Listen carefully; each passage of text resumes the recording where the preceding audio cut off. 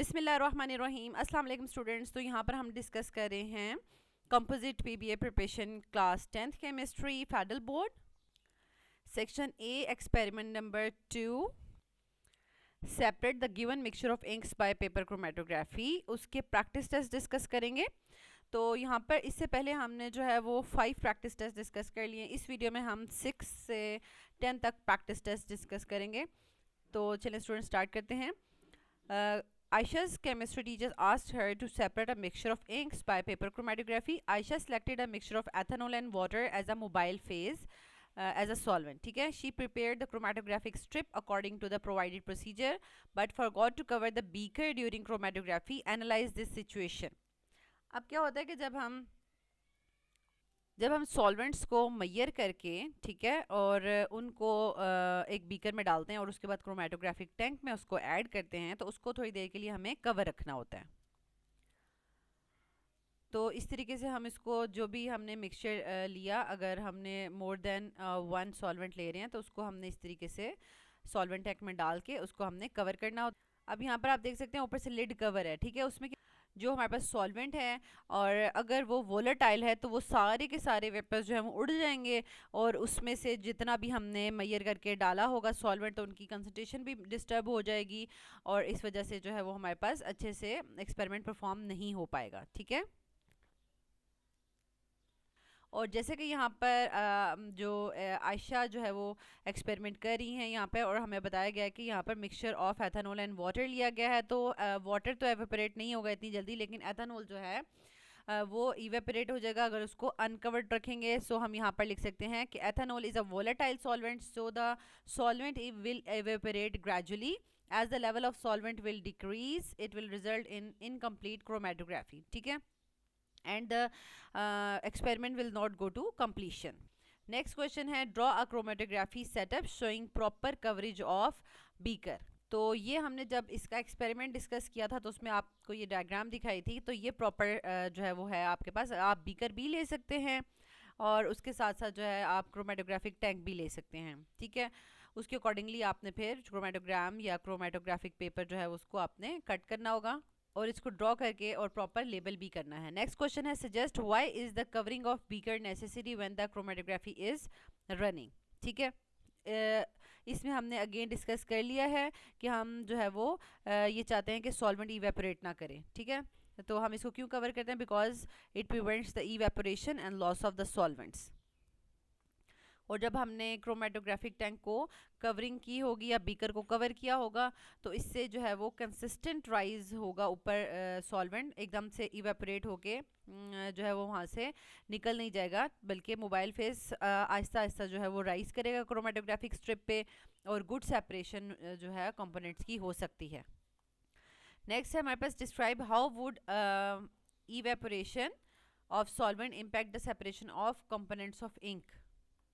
अब जब सॉल्वेंट ही इवेपोरेट कर जाएगा, ठीक है, अगर तो सेपरेशन जो है वो प्रॉपर नहीं हो सकती, ठीक है। सेपरेशन जो है वो स्लो होगी क्योंकि सॉल्वेंट ही इवेपोरेट हो गया है, ठीक है। और इरेगुलर सॉल्वेंट फ्रंट आएगा क्योंकि उसमें हमने अगर मोर देन 1 सॉल्वेंट्स यूज़ किए हुए हैं और उनकी डिफरेंट आप कह लें रेशियोज़ हमने यूज़ की हुई थी, तो उससे सॉल्वेंट फ्रंट भी इरेगुलर आएगा एंड इस तरीके से जो कंपोनेंट्स ऑफ इंक हैं वो प्रॉपरली सेपरेट नहीं होंगे। नेक्स्ट है record if faulty chromatogram would look like.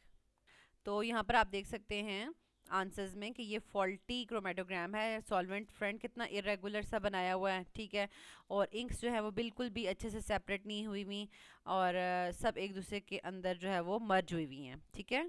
And the last question is, as ethanol is used in the solvent system, what hazard may it pose in the laboratory? और ethanol जो है वो हमारे पास fire flammable liquid है, वो fire catch कर सकता है। सो इसके लिए हम लिख सकते हैं कि एथेनॉल में pose a risk of fire if use near flame in the laboratory. Next हमारे पास आ जाता है practice test number 7। A suspicious threat note written from an ink pen is found at a school. You are a forensic chemist and are tasked with the identifying whether it was written with the same pen as a suspect's pen. तो अब as a forensic chemist कुछ questions के जो है वो answer देने होंगे। Name the most appropriate method to separate the components and compare the ink samples. ठीक है। तो ऑब्वियसली बात है कि क्रोमेटोग्राफी से ही इंक सैंपल्स को जो है हम सेपरेट कर सकते हैं। तो इसके लिए हम लिखेंगे कि पेपर क्रोमेटोग्राफी जो है वो बेस्ट मेथड है to separate the components and compare ink samples. Next, I list three other materials or equipments needed to perform this task beside chromatography paper. तो थ्री अदर ऑपरेटिव्स क्या हो सकते हैं? एक तो क्रोमेटोग्राफिक टैंक होना चाहिए विद लिड, ठीक है। सेकंड है हमारे पास जो है वो सॉल्वेंट होना चाहिए, ठीक है। एंड थर्ड जो है वो कैपिलरी होनी चाहिए to spot the ink. Next हमारे पास explain the significance of base line in the chromatography setup. Base line क्यों हम लगाते हैं, ठीक है। अगर हमने एक से ज़्यादा स्पॉट्स लगाने हैं तो ऑब्वियसली बात है हमें बेस लाइन लगानी पड़ेगी। तो उसी से हमें पता चलेगा कि दोनों जो स्पॉट्स हमने लगाए हैं वो एक प्रॉपर लेवल, कंसिस्टेंट लेवल से स्टार्ट हुए हैं, ठीक है। और हमें कैलकुलेशन करने में, आरएफ वैल्यूज़ कैलकुलेट करने में जो है वो आसानी होगी, ठीक है। और अगर कोई स्पॉट जो है थोड़ा सा डाउन लग जाए, एक थोड़ा सा अप लग जाए, तो ऑब्वियसली बात है कि इसमें जो है हमारे पास रेजोल्यूशन, अर्ली रेजोल्यूशन हो सकती है किसी एक स्पॉट की। अगर वो एक लेवल पे नहीं लगे हुए तो एक जो है वो जल्दी डिज़ोल्व होके मूव करना शुरू कर देगा सॉल्वेंट के साथ, मोबाइल फेस के साथ, और दूसरा जो है थोड़ा बाद में करेगा। तो इस चीज़ को भी अवॉइड किया जा सकता है अगर हम बेस लाइन लगा देते हैं, ठीक है। Next question, you run the chromatography of both inks by applying two spots on the baseline, one spot of the ink isolated from the thread node and the second spot of the ink from the suspect's pen. You obtain the following chromatogram after running the experiment. तो ये हमारे पास thread note की ink थी, वो उसमें separate होके दो dots हमें मिले हैं, और ये सस्पेक्ट्स जो पर्सन है जो सस्पेक्ट किया जा रहा है, ठीक है, उसकी उसके पेन से ये दो स्पॉट्स आए हैं। तो ये तो बिल्कुल आप कह लें कि सेम लेवल पर आए हैं। तो इसमें हमें क्या है, label the chromatogram with solvent front, ink spots and base line. तो ये तो सिंपल है, सब जो है वो हमें सामने नज़र आ रहा है, और हम इसको जो है वो सॉल्वेंट फ्रंट लिख सकते हैं, ठीक है। दिस इज सॉल्वेंट फ्रंट, यहाँ पे इसको लिख दें सॉल्वेंट फ्रंट, ठीक है। और ये जो है वो हमारे पास इंक्स को भी स्पॉट करना है, ठीक है। अगर इंक्स का जो है वो लाइन लगानी होगी तो वो इस तरह से लाइन लगाएंगे, ठीक है। और ये ग्रीन इंक है, ग्रीन इंक, और यहाँ तक जो है वो ट्रेवल की है ब्लू इंक, और दिस इज़ बेस लाइन, ठीक है। ये जो है वो हमारे पास बेस लाइन है। And next question है, both spots are separated into two colors, blue and green. The colored spot distances from the baseline for the thread node sample blue are 2.6 and green 5.6 from the baseline. The spots for the suspect sample are 2.6 and 5.6 for the green. Solvent friend Mayas 8.7. Record your observations in the table and calculate our RF values. तो यहाँ पर आप जो है वो simple table बना सकते हैं, ठीक है। आप टेबल में इस तरीके से जो है वो सबसे पहले आप कलर का टेबल बना सकते हैं, ठीक है, colour of spot.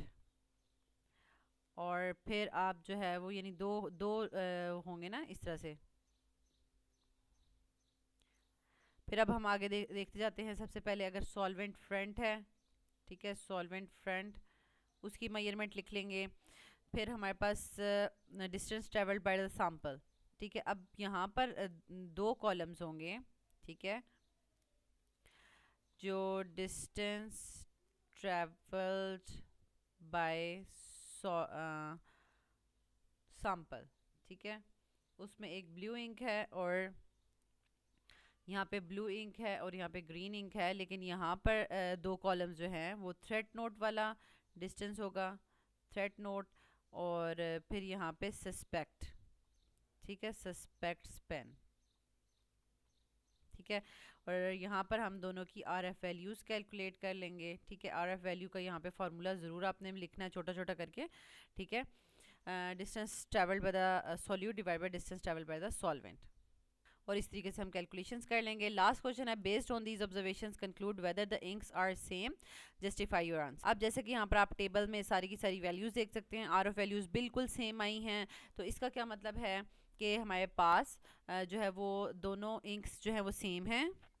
And next जो है हमारे पास प्रैक्टिस टेस्ट नंबर 8, इसमें क्या है हमारे पास, your lab instructor has tasked you to monitor your junior students who are performing the chromatography of mixture of inks. A student, Hania, informs you that she performed the experiment, but the ink does not separate into the different spots. Ink separate ही नहीं हुई, solvent from to move कर गया ऊपर तक, ठीक है.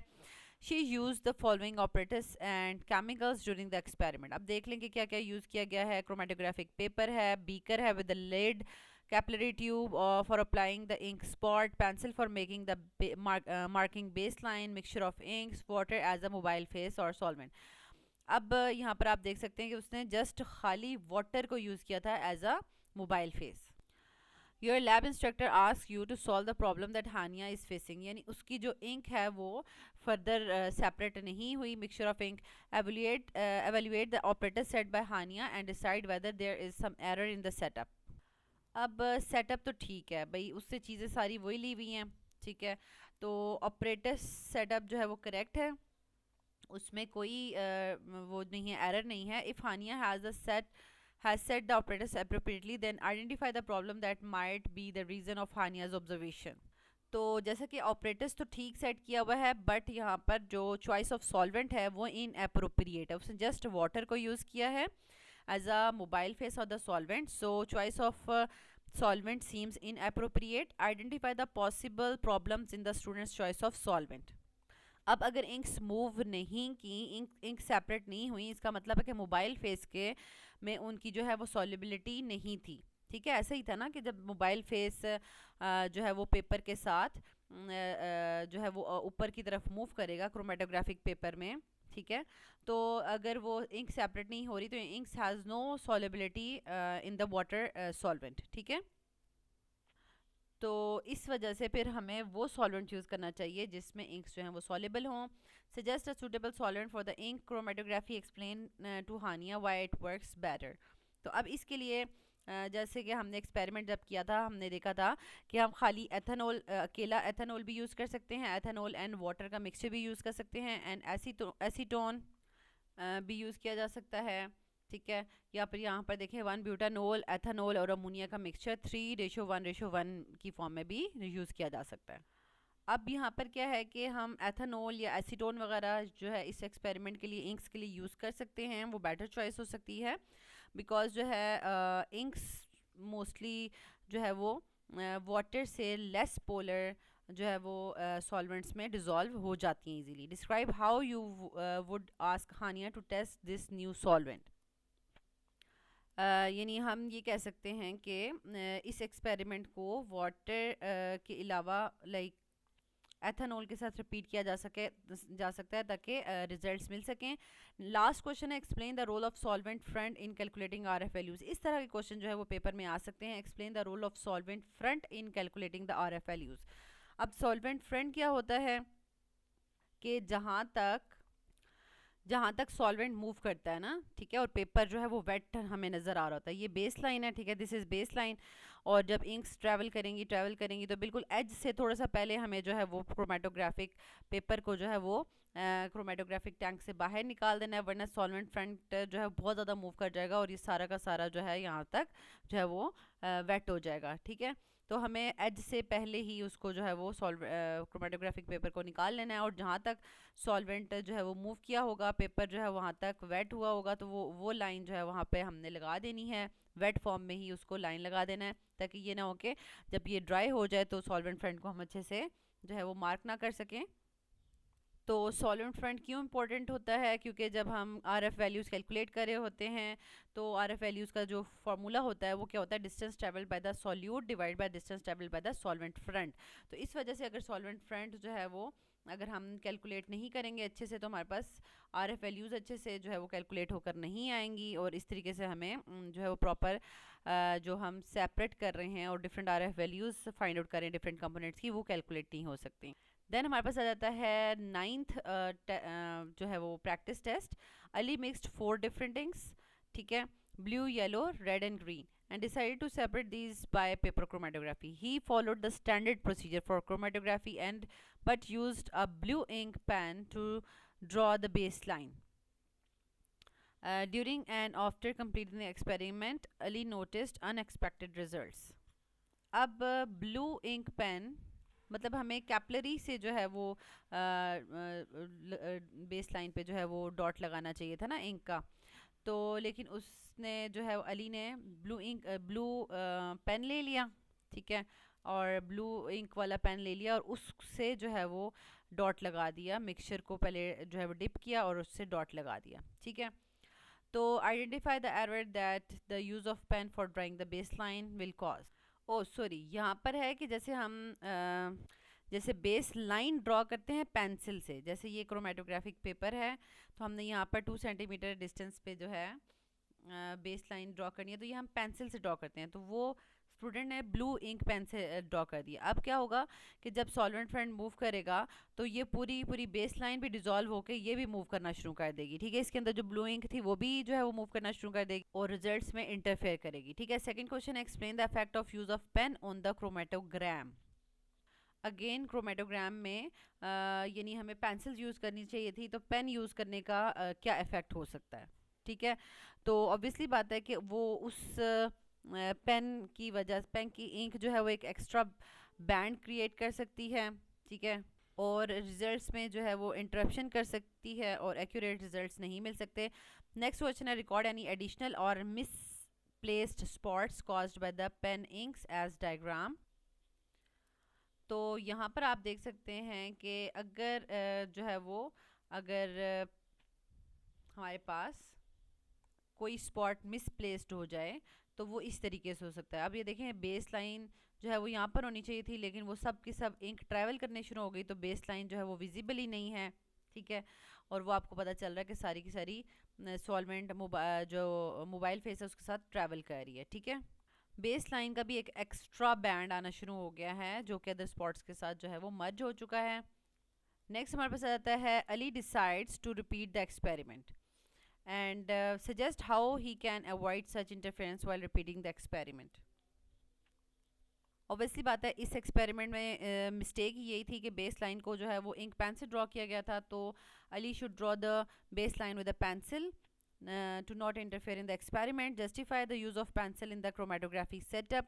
अब जो पेंसिल है वो बेसिकली ग्रेफाइट से मिलकर बनी होती है और वो सॉल्वेंट के साथ डिज़ोल्व नहीं होती, so it is very good for drawing the base line, ठीक है, and to get the accurate measurements of the inks and the solvent front. Last question है, after repeating the experiment, Ali obtains a neat chromatogram with 4 separate spots on it. Draw diagram of the chromatograms for both experiments comparing the pen and pencil and incorrect यानी pen baselines. यानी आपको यहाँ कहा जा रहा है कि आप 2 क्रोमेटोग्राम्स ड्रॉ करें जिसमें आप शो करें कि किस तरीके से यहाँ पर हमारे पास ये देखें लेफ़्ट साइड पे आपके पास इंक से जब ड्रॉ की गई बेस लाइन तो कितना जो है वो आप कह लें कि इरेगुलर सा और बिल्कुल स्पॉट्स विजिबल नहीं है, बेस लाइन ने भी मूव कर गई है, तो एक ऐसा क्रोमेटोग्राम आया, बिल्कुल भी कलर सेपरेशन अच्छे से नहीं हुई। और यहाँ पर हम देख सकते हैं कि जब हमने पेंसिल से बेस लाइन ड्रॉ की है तो कितने अच्छे से सारे के सारे स्पॉट्स जो हैं वो सेपरेट हो गए हैं। Now the last practice test. Food authorities regulate the food safety and enforce food quality standards. Chromatography is used to check the presence of artificial dyes in the food.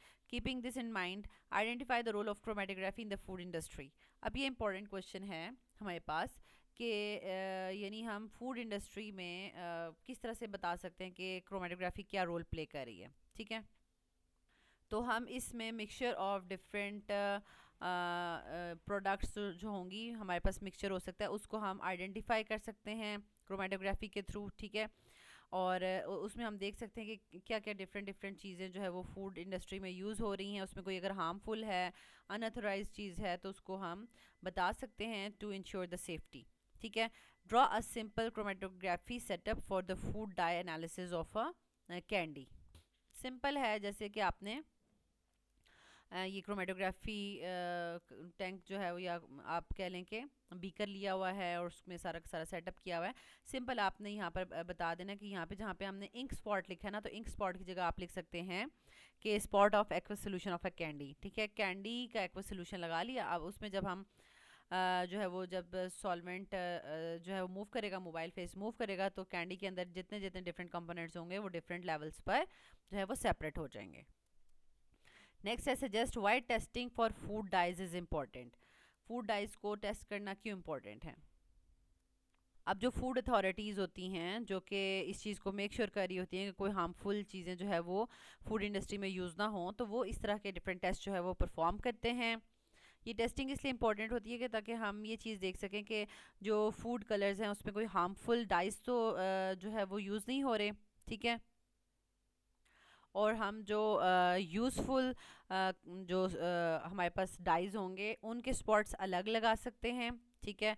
और साथ जो food industry में use हो रहे हैं उनके spots लगा सकते हैं, और दोनों को ट्रैवल करेंगे। और अगर दोनों सेम लेवल पे कलर्स जो हैं वो सेपरेट हो रहे हैं, डाइज सेपरेट हो रहे हैं, तो फिर तो ठीक है। अगर डिफरेंट लेवल्स पे वो सेपरेट हो रहे हैं और डिफरेंट डिफरेंट जो है वो स्पॉट्स दे रहे हैं, इट मीन्स के उसमें कुछ ना कुछ इम्प्योरिटीज़ हैं, ठीक है। Describe a basic procedure to test the coloured candies dye. और कैंडी का अगर हमने जो है वो परफॉर्म करना है एक्सपेरिमेंट, क्रोमेटोग्राफी का एक्सपेरिमेंट, ठीक है, तो ये बिल्कुल इंक्स क्रोमेटोग्राफी ऑफ इंक्स की तरह ही परफॉर्म किया जाएगा।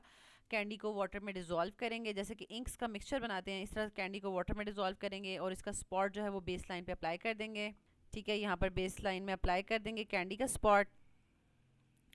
तो उससे क्या होगा कि हमारे पास जो है with the help of A capillary tube, ठीक है, और फिर उस क्रोमेटोग्राफिक स्ट्रिप को हम बीकर में या क्रोमेटोग्राफिक टैंक में हैंग कर देंगे जिसमें हमने सॉल्वेंट ऐड किया होगा, ठीक है।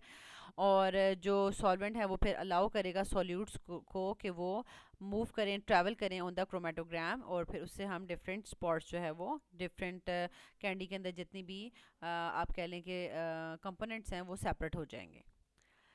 नेक्स्ट है हमारे पास record colours supposed separated from the candy sample. मतलब अब वो कह रहे हैं कि यहाँ पर आप कोई स्पोज सा क्रोमेटोग्राम ड्रॉ कर दें, इस तरह के क्वेश्चंस पेपर में नहीं आते, रीजनिंग क्वेश्चंस आते हैं, ठीक है। तो अब हम कोई भी, जैसे कि अब हम कोई भी जो है वो यहाँ पर इसको ड्रॉ कर सकते हैं। जैसे कि ये एक रफ सा क्रोमेटोग्राफ ऑफ कैंडी जो है ड्रॉ किया हुआ है, spot of a red food colour, spot of a yellow food colour. And the last question क्या है, predict which dyes will show higher RF values on the chromatogram. तो higher value किसकी होगी क्रोमेटोग्राम पर? Higher value किसकी होगी? जो जो बहुत ज़्यादा ट्रैवल करेगा, ठीक है, जो बहुत ज़्यादा ट्रैवल करेगा उसकी RF वैल्यू ज़्यादा होगी, ठीक है। क्योंकि देखें अब हमारे पास क्या है कि RF वैल्यू, ठीक है, ऊपर हमने सॉल्यूट का डिस्टेंस लिखना है, नीचे जो है वो सॉल्वेंट फ्रंट का लिखना है, सॉल्वेंट फ्रंट जो है वो सबके लिए सेम होगा, ठीक है। और इसका मतलब है कि जो डिस्टेंस ऑफ सॉल्यूट है और RF वैल्यू है ये एक दूसरे के डायरेक्टली प्रोपोर्शनल हैं, ठीक है। अगर जितना ज़्यादा सॉल्यूट ज़्यादा ट्रैवल करता जाएगा उतना ही RF वैल्यू जो है वो उसका लार्ज वैल्यू आती जाएगी। तो अब हम बता रहे हैं कि जो डाइस की मोबाइल फेस में ज़्यादा सॉल्युबिलिटी है वो ज़्यादा ट्रैवल करेंगे और उनकी ज़्यादा लार्ज वैल्यू ऑफ RF आएगी। तो स्टूडेंट्स यहाँ तक हमने एक्सपेरिमेंट नंबर 2 जो था separation of mixture of inks by paper chromatography, उसके तमाम के तमाम प्रैक्टिस टेस्ट डिस्कस कर लिए हैं। नेक्स्ट वीडियो में हम एक्सपेरिमेंट नंबर 3 डिस्कस करेंगे, separate the lead ions and cadmium ions by paper chromatography. अल्लाह ताला आपको बहुत आसानियाँ अता फरमाए और आसानियाँ तकसीम करने का शर्फ अता फरमाए, आमीन।